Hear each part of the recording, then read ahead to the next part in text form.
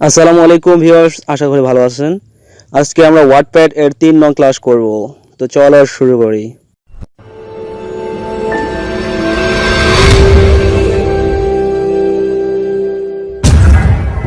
তো ভিউয়ার্স, এর আগে ওয়াটপ্যাড নিয়ে ক্লাস আপলোড করা হয়েছে। তো আপনারা অবশ্যই মনোযোগ দিয়ে দেখবেন, তাহলে আজকের ক্লাস বুঝতে সমস্যা হবে না। তো এখন চলে যাই আমাদের ফোল্ডারে, তারপর এখানে একটি ওয়াটপ্যাড তৈরি করি। এখন নাম দেই ক্লাস 3। এখন ওপেন করি, এভাবে আসবে। এখন কাজ করতে হবে।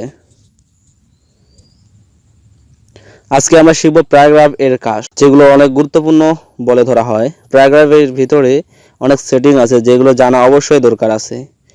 তো এখানে দেখুন, প্যারাগ্রাফ লেখা, এর পাশে চিকন লাইন, চতুর্দিক দিয়ে এরিয়া ভাগ করা, এটা প্যারাগ্রাফ এর অংশ বলে ধরা হয়।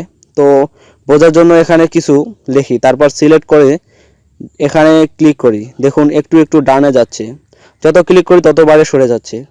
এখন আবার যদি এখানে ক্লিক করি তাহলে ডানে চলে যাচ্ছে, এখানে যদি আবার ক্লিক করি তাহলে বামে চলে যাবে।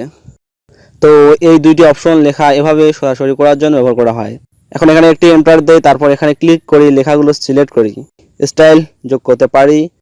এখানে থেকে যে কোনো একটি স্টাইল, এগুলো দিয়ে লাইনের সামনে স্টাইল তৈরি হয়। নাম্বারিং সহ এখানে যত স্টাইল আছে লাগাতে পারি।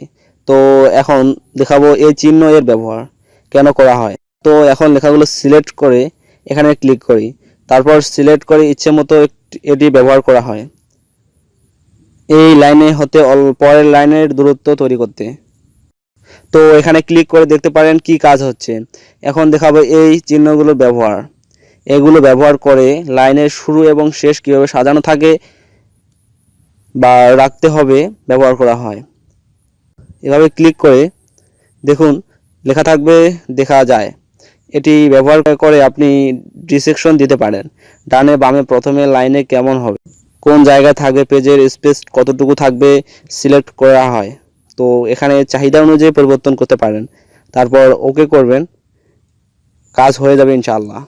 তো আজকে ক্লাস এ পর্যন্ত। আমার জন্য দোয়া করবেন, আর আমার ভুলগুলো না দেখে ভালো দিকগুলো থেকে কিছু শিখতে পারেন, তাহলে ভবিষ্যতে আলোকিত হবে আপনার।